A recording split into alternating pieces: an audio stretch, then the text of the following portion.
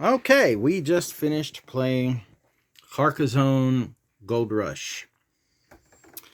Deanna won by 3 points. She was the blue cowboy. So, Carcassonne is a tile laying game. So, you start off with one tile in the middle of the table to start off with, and then all these other tiles are mixed up and they are in different piles. So on your turn, you pick a tile and you lay it down, and you have to connect things. Like in this case, this is a railroad tile, so the railroads have to match to the existing one, or a mountain piece has to connect to the existing mountain piece, or things like that. Yes, all connect. As you play, then you have these little cowboys, and you're allowed to place a cowboy onto the tile that you lay down if you want to. So let's say I put this, city down. I could put my cowboy on the city if I wanted. And you see how it has 3 railroads that are coming out of it, or I guess there's 4 coming out of it. So if you can connect a railroad, so this one connects to Nashville, that's one, but you have to connect all of them. This one connects to Santa Fe. This one goes to a junction, so that's considered completed, but this side is not completed, and therefore the city is not completed. So I wouldn't get any points for that. But if I could connect all of those railroads, I would get 3 points for each railroad that was connected. And then I would get my little cowboy back. But there are different things that you can do. You could put the cowboy on a railroad track, and then whenever that railroad track is connected, like it is in this one, you would get a point for each section of track that are connected. So I've got 1 section there, 2, 3, and then this little section is 4. But because there is a locomotive on that, it doubles the score, so that would give you 8. So you're doing things like that. There are some gold nuggets in the mountains. If you can put a guy on a mountain like this, and if you connect that mountain range like this one here, so from there all the way to here, so that would connect, and you would get there are these little minor tokens that you end up putting down when you first lay the tile down. The ones that have 2 get 2 of those tokens. When you complete that, you get to take all of these off, so there are bonus points on those, as well as score a point for each of the nuggets on that mountain range. There's one other thing here where you have a tent. Where's mine? Here's mine. Okay. The tent. Here's yours. Mine's over here.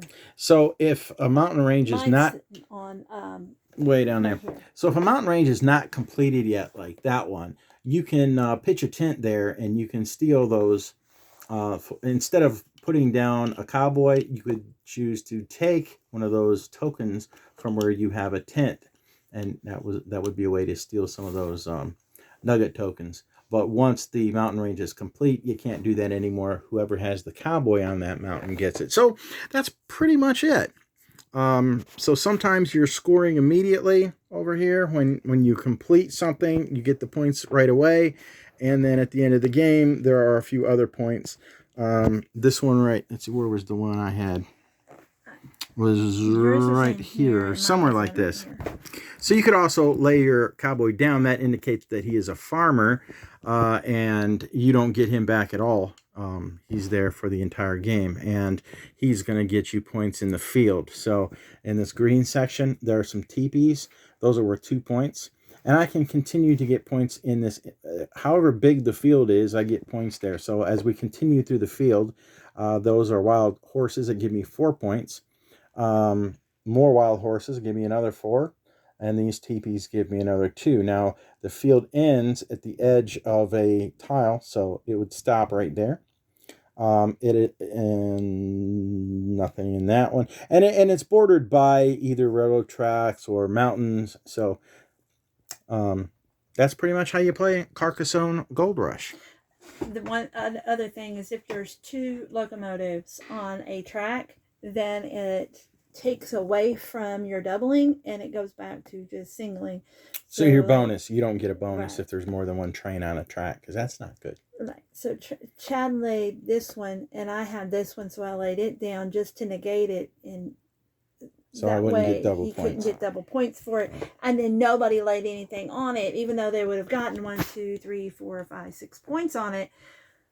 They wanted the 12, and so that kind of, I mean, you would have still gotten some, but it negated it somewhat, and he wouldn't have gotten as many points had he put a player there.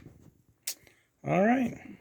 Usually Deanna beats me at these things really badly, so the fact that I only lost by 3, and I was ahead several times in this game, but this is what it came down to the bonuses on the gold nuggets, right. And as you can see, I have a little rock pile going on right here, so I had an awful lot of these minor tokens that all I got was rock, which was worth nothing. She got some 4 as well, but I had 6 of them, and she had 4. As you can tell, I had way more tiles than what he did. And I mean, it's like any other Carcassonne. I like Carcassonne, and I like this. I like the theme of this one. Yeah, Carcassonne is. They have all kinds of these, and it's pretty much the same game.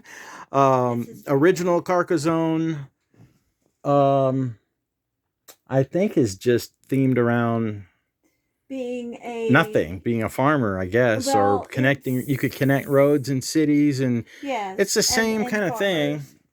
But we haven't played it in a while. There's a ton of expansions for it for the regular Carcassonne. There's a Hunters and Gatherers version we have. That was our first one. That was our first Carcassonne. Yeah, and that one was a little bit more fun. I don't remember why. I liked it a little better. It was kind of a prehistoric theme, wasn't it? Well, Hunters and Gatherers was more. Yeah. I mean, there's no dinosaurs in it, but it was. No, it was early man. And we played that one. I liked it better than the original Carcassonne. And then we got the expansion for the original, the Tower. And then I liked that one better. I like the original with the tower better. But there's all kinds of little expansions and all kinds of versions of Carcassonne. But you play one, you've played them all for the most part. And this one has an expansion. It's the Sheriff expansion that we did not play with because this was our first time actually playing this theme. I like Western themed games, so this one was one of my Grail games. It was only put out for a short time and it's out of print, and I had to order it used from somebody on Board Game Geek, and I actually got it for a decent price rather than the typical $150 to $200 that it's going for. So I liked it. It's simple. It's a little more thinky than what one would think it would be, just laying tiles.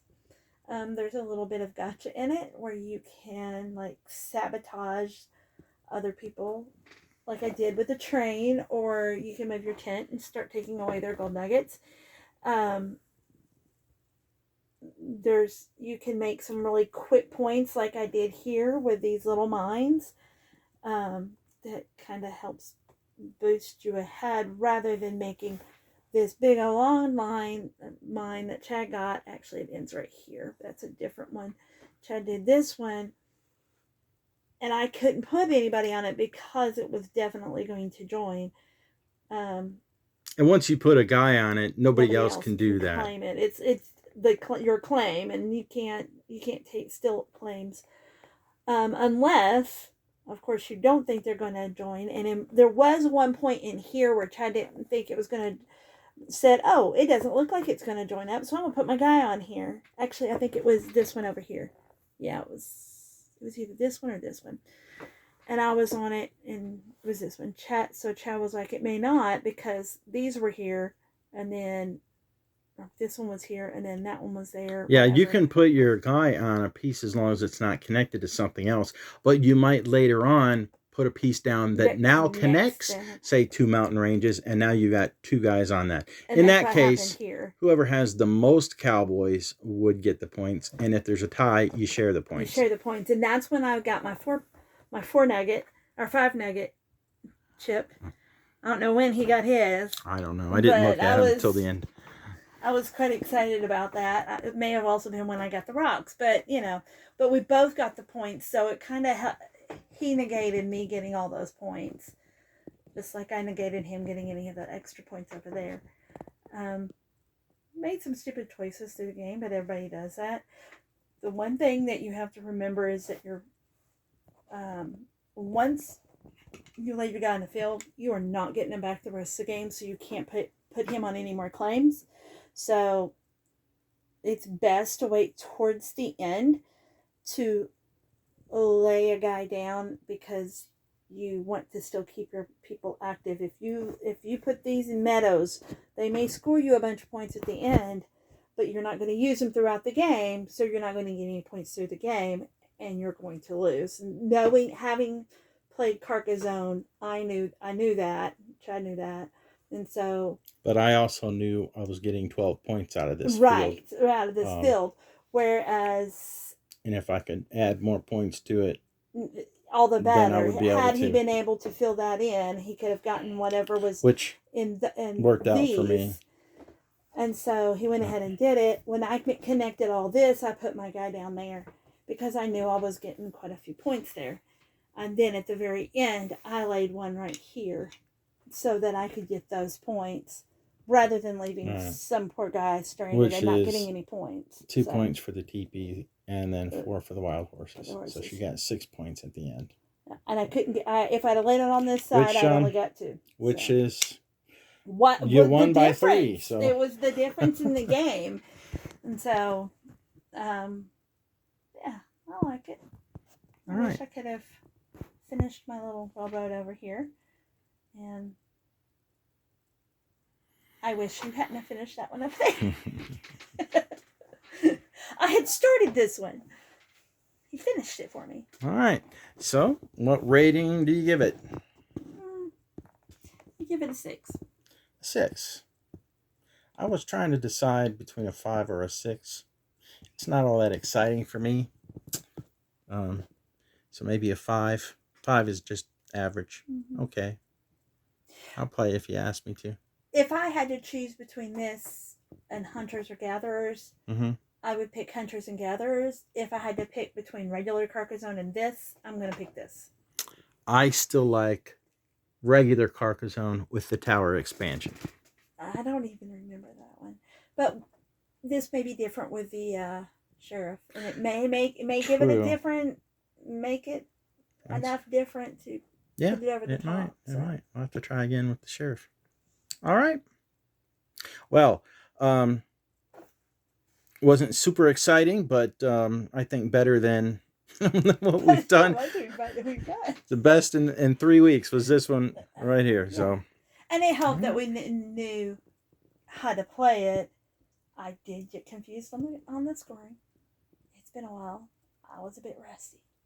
But this is a very easy, very light kind of a game. Very light. Families could play this. You can figure this out real quick, and it's kind of a peaceful, I guess, kind of game. There's not. You're playing the game with. First time I played Hunters and Gatherers, it was not so peaceful. It could be one of those games that you can talk and have a conversation while you're playing, and this isn't going to require all of your brain power to be totally focused in on what you're doing. You could talk while you play this.